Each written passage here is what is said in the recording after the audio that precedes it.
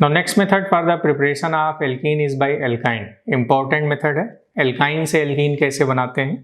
जैसे कोई alkyne है RC ट्रिपल बॉन्ड CR, इस पर अगर मैं हाइड्रोजन का reaction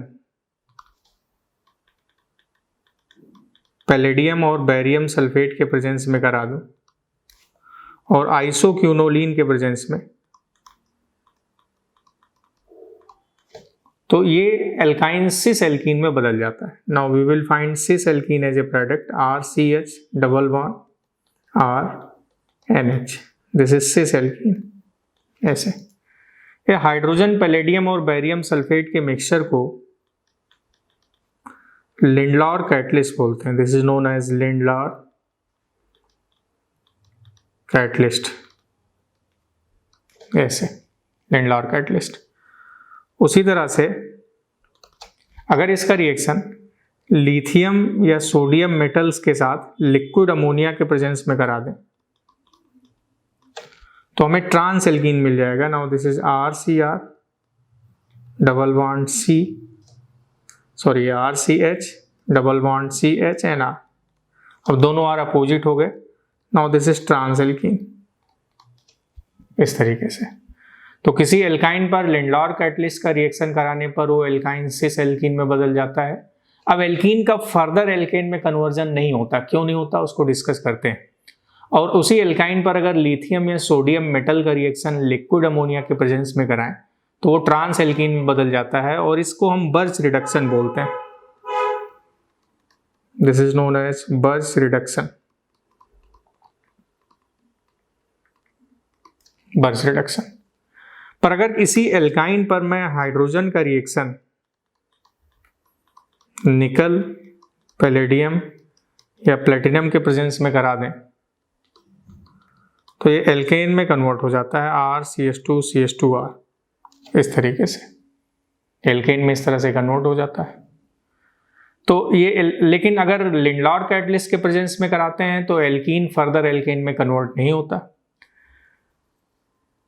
barium sulphate and isoquinoline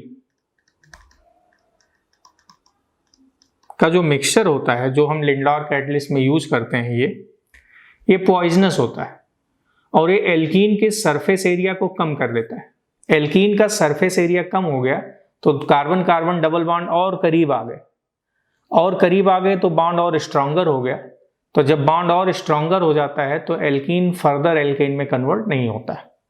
तो इसलिए लिंडलॉर कैटलिस्ट से एल्काइन का एल्कीन में रिडक्शन होता है, फिर एल्कीन फर्दर एल्केन में रिड्यूस नहीं होता क्योंकि बेरियम सल्फेट और आइसोक्यूनोलिन उसके सरफेस एरिया, एल्कीन के सरफेस एरिया को कम कर देते हैं, बॉन्ड और स्ट्रांग हो जाता है और एल्कीन अब फर्दर एल्केन में कन्वर्ट नहीं होता।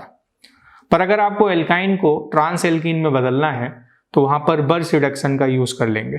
जैसे अगर मैं एग्जांपल लूं, this is CH3 C triple bond CH3,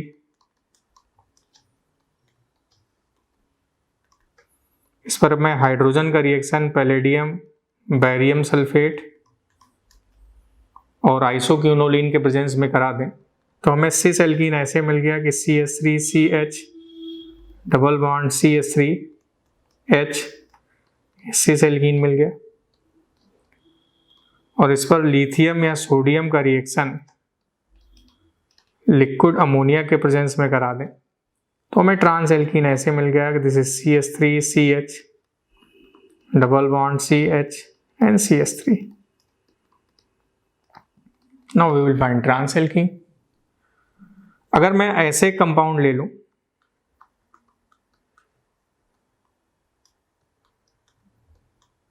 इस तरीके से, अब इस पर मैं हाइड्रोजन का reaction palladium calcium carbonate, barium sulphate की जगह कैल्शियम कार्बोनेट भी ले सकते हैं, साथ में आइसोक्यूनोलिन, और इस पर अगर रिएक्शन लिथियम या सोडियम का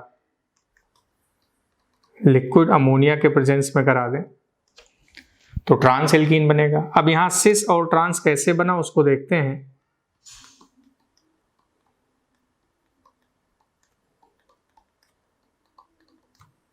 नाउ ये सिस एल्कीन हो गए, और इससे ट्रांस एल्कीन जो हमें मिला उसको मैं ऐसे रिप्रेजेंट कर दूंगा, डबल बॉन्ड यहां पर H,